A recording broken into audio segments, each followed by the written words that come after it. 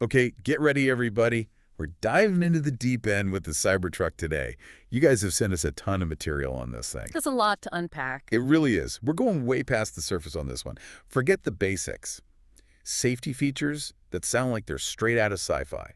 Off-road capabilities that sound unreal, and even get this how to escape if it ends up underwater. I mean, come on. Yeah, you're right. It's like Tesla took the old playbook and just threw it out the window. We're not just talking specs with this deep dive. This is about how it's changing what a vehicle can even be. And the first thing that really got me was this owner's manual. I mean, this isn't your dad's old truck manual. This thing talks about software updates like it's the latest smartphone.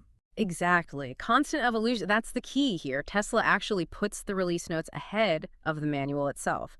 It really shows you how they see this truck as this evolving piece of tech. Like, you're not just buying a vehicle, you're buying into this whole platform that's always being updated. Wild. So it's like the difference between buying a CD and a streaming service, but for your truck. That's a great way to put it. Yeah. And speaking of high tech, did you catch the part about the cabin camera? And no, it's not just for selfies. It's a core part of their whole safety system. Wait, seriously? So it's like having another set of eyes watching out for you? In a sense, yeah. Yeah. It keeps an eye on how alert the driver is and feeds that data back into the safety systems. But, and this is a big but, they're really clear about data privacy. It's not using facial recognition, and you choose if you want to share footage with Tesla or not. Okay, that's good to know. You get that extra safety net without sacrificing your privacy. Now, we know this thing's fully electric, and the manual dives deep on battery care. One thing that caught my eye was this whole idea that leaving it plugged in is actually a good thing. Oh, absolutely. It's about smart energy management, right?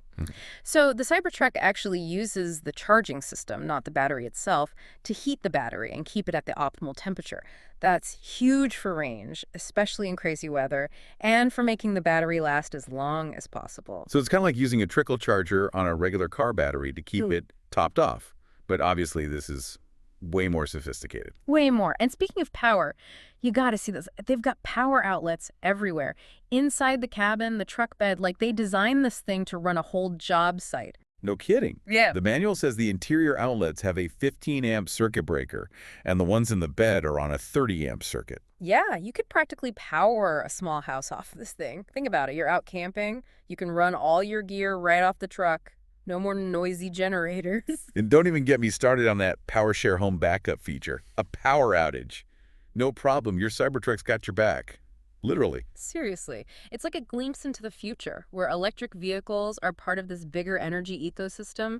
Your car isn't just transportation, it's a lifeline. Like, a storm knocks out the power, but your lights are still on because your Cybertruck is there to back you up. Peace of mind, right there. Okay, we've talked about how this thing is basically a rolling computer, but what about as a truck? This thing's supposed to handle the rough stuff, right? I mean, the manual has a whole section for off-road modes. We're talking Baja, Overland, even Wade mode for driving through water. And this is where it gets really interesting. You can tell Tesla took off-roading seriously with this thing. Take the off-road modes, for example. They all have their own suspension settings and traction control tweaks, specially tuned for different kinds of terrain. So it's not just for show. Like, these modes really change how the truck handles. Oh, absolutely. For example, you've got Overland mode, which is designed to get you maximum traction at low speeds on all sorts of terrain. Think rocky trails, muddy paths, that kind of thing. Then there's Baja mode, which is optimized for high-speed driving on dirt roads and desert environments. Totally different beasts. So you could be cruising across the desert 1 minute and then carefully picking your way through the mountains the next, all with the push of a button. That's wild. You got it. And then there's Wade mode. Okay, Wade mode. Now this sounds insane. It literally says it lets you drive through water.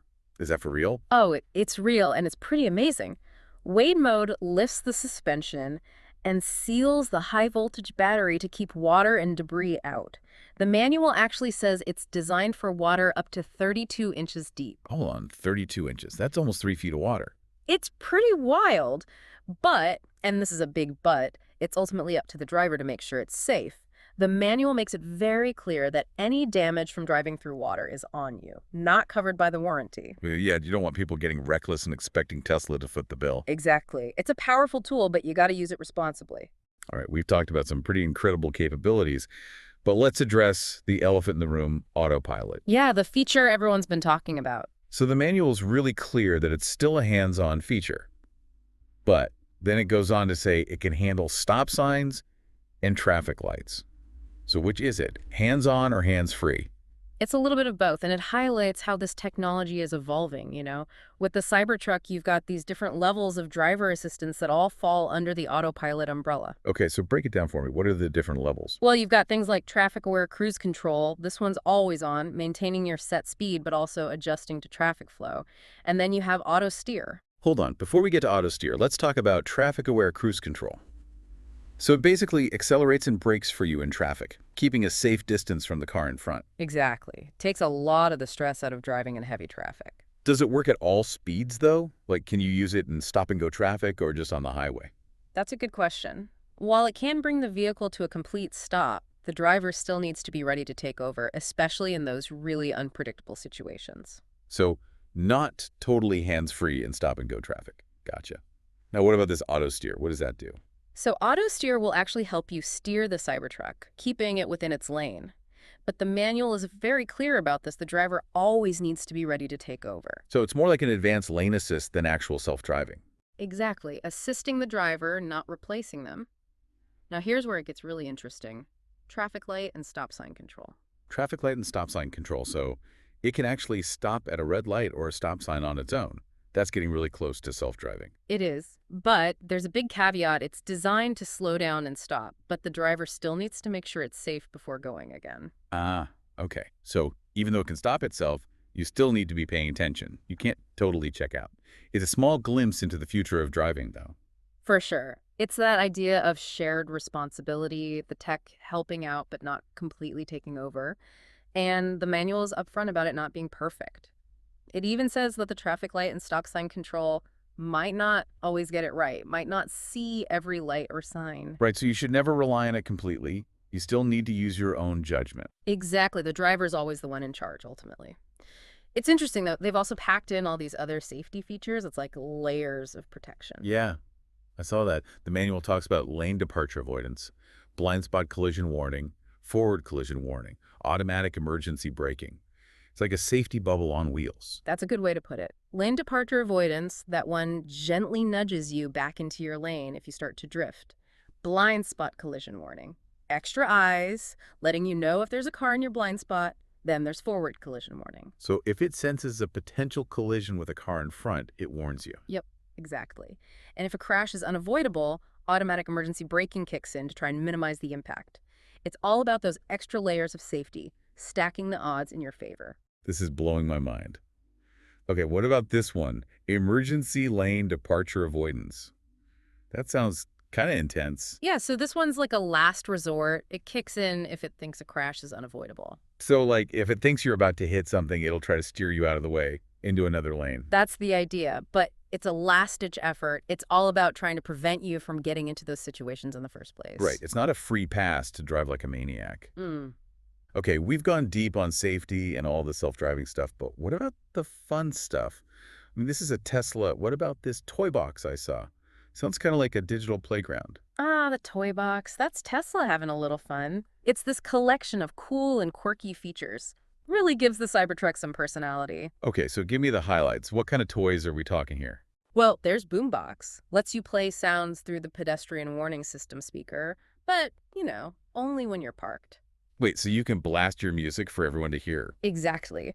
Or, if you really want to get attention, there's Megaphone, projects your voice.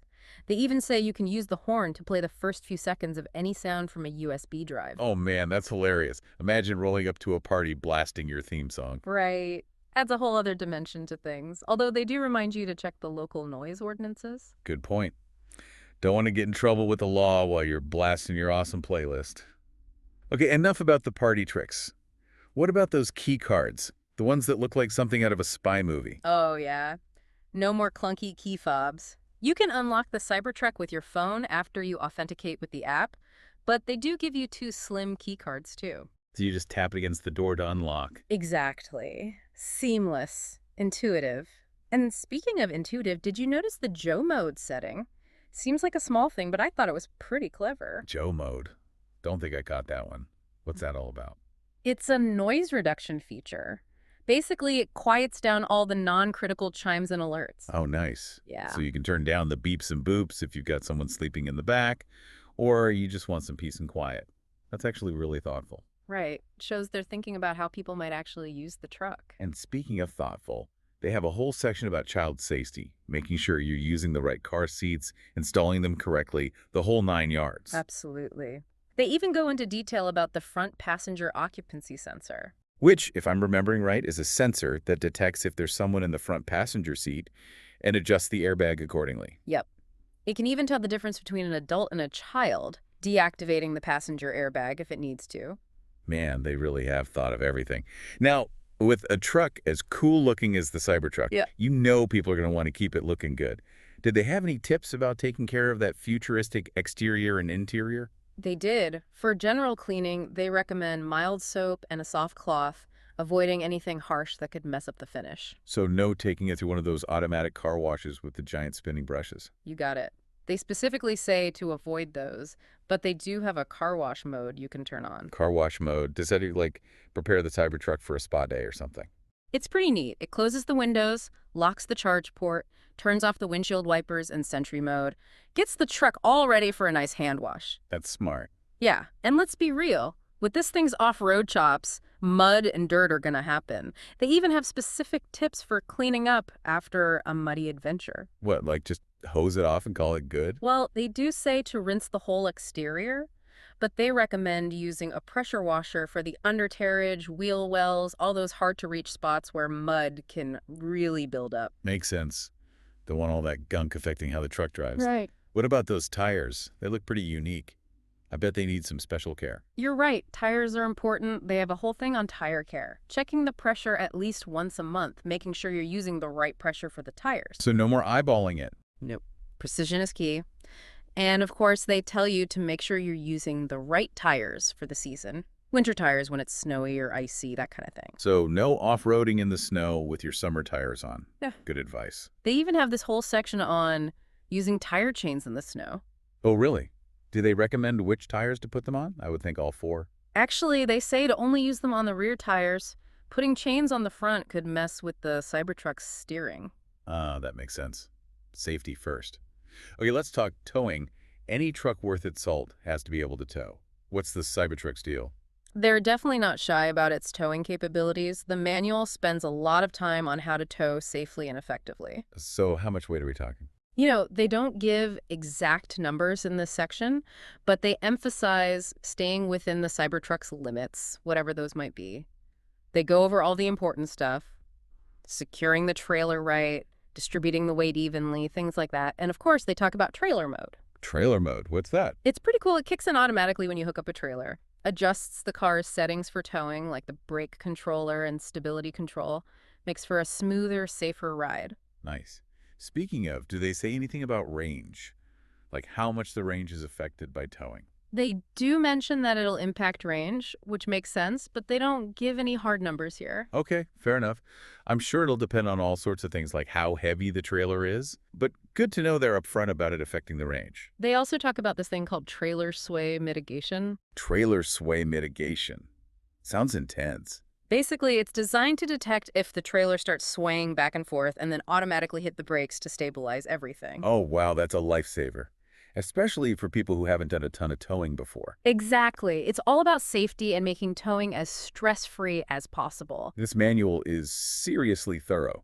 They really thought of everything. Okay, but what if, even with all this, something unexpected happens? Like, what if the Cybertruck just dies on you, like totally out of juice on the side of the road? Don't worry, they've got you covered. They have a whole section on how to handle a dead battery called Tesla roadside assistance, that sort of thing. Okay, makes sense. But what if you're in the middle of nowhere with no cell service? It's not like you can just plug it in and charge it up like a normal electric car. You're right, that's a good point. This section of the manual doesn't really go into detail about jump-starting the Cybertruck. They do say the 12V battery is just for powering things like the lights and the touchscreen. So jump-starting might not even be an option, at least not in the traditional way. Huh. Right. Makes you wonder what they've got up their sleeve for those really extreme situations. Definitely. Okay, while we're on the topic of power outages and stuff, did you see the part about manually opening the doors and the front trunk? Yeah. In case there's no power, I mean. Yeah. Important safety feature. It seems like an odd thing to include at first, but Not really. They walk you through how to get things open if the power's out. that's a relief. I could just imagine being stuck if the electronics went haywire, especially with those futuristic door handles on the Cybertruck. Exactly. It's about having a backup plan just in case. And speaking of being prepared, they also have a whole part about transporting the Cybertruck. Transporting it, you mean like on a trailer? Exactly. How to secure it on a flatbed, activate transport mode, all that. Transport mode, what does that do? It disables the self-leveling suspension, makes it easier to load and unload. The level of detail is amazing. Seriously, they've thought everything, haven't they? This manual is a treasure trove of information. Totally. Before we move on, what's been the most surprising thing you've come across in the manual? Honestly, just how much thought went into every single detail of this vehicle. This isn't just a truck, it's a statement A statement about what? about the future. Transportation, technology, the whole shebang. The materials they use, the self-driving features, the way they focus on the driver's experience. Tesla's pushing the limits of what a vehicle can be. I'm with you on that one. The Cybertruck takes everything we thought we knew about trucks and flips it on its head. It's like they took a regular truck and blasted it into the future with a sci-fi cannon. I know, right? Yeah. Makes you think, like how will we even interact with our cars in the future? For real. Yeah. And for all the futuristic stuff, they haven't forgotten about the stuff that matters every day, especially for families. Absolutely. There's a whole section on parental controls that's really something. Parental controls, you mean like setting limits at how fast it can go? Yeah, like you can set the top speed, how fast it accelerates, even get notifications if there's a curfew set. That's got to be huge for parents with teenagers. No more worrying about them pushing this thing too far. Right, it's like this stepping stone, letting younger drivers get used to a powerful vehicle but still making sure things stay safe. Like a driving instructor that never sleeps. Huh. Speaking of safety and security, did you get to the part about dash cam and sentry mode? Oh, yeah. Tesla's not messing around when it comes to peace of mind. So dash cam is basically like having a dash cam built right in, recording while you drive. Yep. An extra set of eyes, always watching. And here's the cool part. You can activate it manually by honking the horn. Saves the last 10 minutes of footage. Could be a lifesaver if you're in an accident or something. No more scrambling for your phone to record something. It's all right there. And then there's Sentry mode. That one takes security up a notch. Oh yeah, I've heard about this. It's like having a security guard watching over the Cybertruck 24/7. You got it. When Sentry mode is on, it uses those cameras to keep an eye on everything around the truck, recording anything sus. So like if someone tries to break in, Sentry mode catches it on camera. More than that, it sounds the alarm, flashes the headlights, even puts a warning on the touchscreen. Wow, talk about a deterrent. Like a mobile fortress. And you can check the footage anytime from your phone. Seriously. You can be on the other side of the world and see what's going on with your truck. Huh. This thing is nuts. It's like they thought of everything. Right. But it's not all bells and whistles. They don't skimp on the practical details either. They've got all the specs dimensions, weight limits, cargo capacity, the works. Really? So like they give you the actual numbers for ground clearance, approach angles, all that stuff? Yeah. Oh, yeah. All of it. And they list the weight limits for the bed, the front trunk, even those under-bed compartments. Important info if you're going to haul anything heavy. It's like they're giving you all the tools you need to decide if the Cybertruck's the right fit for you. No surprises. Totally. And for the real techies out there, they even include diagrams and details about the motor, the battery, the whole shebang. It's like they're inviting you to peek under the hood and see how it all works. Very cool. And get this, they even have a section about how to install a spare tire. A spare tire. Seriously, on a truck this futuristic. Hey, even the coolest truck can get a flat, especially if you're going off-road. That's true. And they've even thought about those electronic doors in the trunk we talked about. You know, the ones with the manual override? Yep. They tell you how to open the front trunk if the truck's totally dead. No way. How do you even... Something about connecting an external power source. So smart. Really, they've thought of everything. It's been quite a ride going through this manual, from the everyday stuff to the crazy futuristic stuff. I know, right? The Cybertruck, it's more than just a truck, that's for sure. It's like a glimpse into the future. And this is just the beginning. Imagine what we'll learn once people actually get their hands on one. I can't wait. Well, that about wraps it up for this deep dive into the Cybertruck. We've covered a lot of ground, from crazy safety features to mind-blowing off-road modes and everything in between. It's clear that the Cybertruck isn't just a vehicle, it's a statement, a glimpse into the future of transportation. But the real question is, how will this technology shape how we think about driving in the years to come? That's something to think about as you explore this amazing owner's manual. Thanks for joining us, and we'll see you next time.